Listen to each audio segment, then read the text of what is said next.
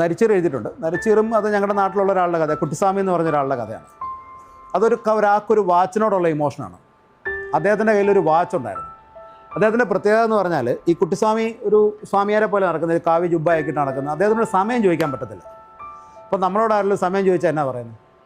എന്ത് പറഞ്ഞാൽ ഞാനിപ്പോൾ താങ്കളോട് സമയം എത്രയെന്ന് ചോദിക്കുന്നു, വാട്ട്സ് ടൈം നാ, കാഷ്വലായിട്ട് ഞാൻ ചോദിക്കുകയാണ് സമയം എത്രയാണ്, 2:45 അല്ല 3:45 3:40 ഇങ്ങനെയുള്ള സമയം ചോദിച്ചാൽ ഇങ്ങനെ പൂരം തെറിയാണ് പറയുന്നത്, കണ്ണു പൊട്ടുന്ന തെറിയാണ് പറയുന്നത്. എന്തുകൊണ്ടാണെന്ന് ആർക്കും അറിയാം. ആ ഗുട്ടൻസ് ഇതുവരെ ആർക്കും അറിയത്തില്ല ഈ സംഭവം എന്നാണ്. ചീത്തവിളി എന്ന് പറഞ്ഞു കഴിഞ്ഞാൽ തലയിലെ പേം പറക്കും, അതുപോലത്തെ ചീത്ത വിളിക്കും പുള്ളി, തെറിയുടെ കൈലാസം കേൾപ്പിക്കും. ഇതെന്തുകൊണ്ടാണ് എന്നൊരു പിടിയില്ല. തനി ചുരുളിയൊന്നും അല്ല പുള്ളി തുടങ്ങിക്കഴിഞ്ഞാൽ തലേന്ന് മറ്റേ ജഗദീശ്വര പറഞ്ഞ മണ്ണൊക്കെ വാരി പ്രായിക്കളെ പുള്ളി സമയം ചോദിച്ചു കഴിഞ്ഞാൽ. അങ്ങനത്തെ ഒരു വിചിത്രമായിരുന്നു.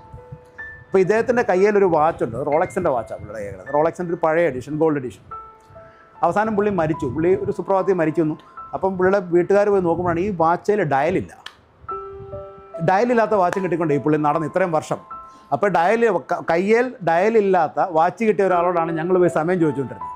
എന്തിനാണ്? പുള്ളി ഇറിറ്റേറ്റ് ചെയ്യാന്ന്. സമയം അറിയാനുള്ള കൗതുകം കൊണ്ടല്ല, ഒരാളെ ഇറിറ്റേറ്റ് ചെയ്യുക. ദിസ് ഇസ് ഹൗ കഥകൾ അങ്ങനെ ഉണ്ടാകുന്നതാണ് എൻ്റെ പക്ഷം. ഞാൻ അങ്ങനെയാണ് എഴുതുന്നത്.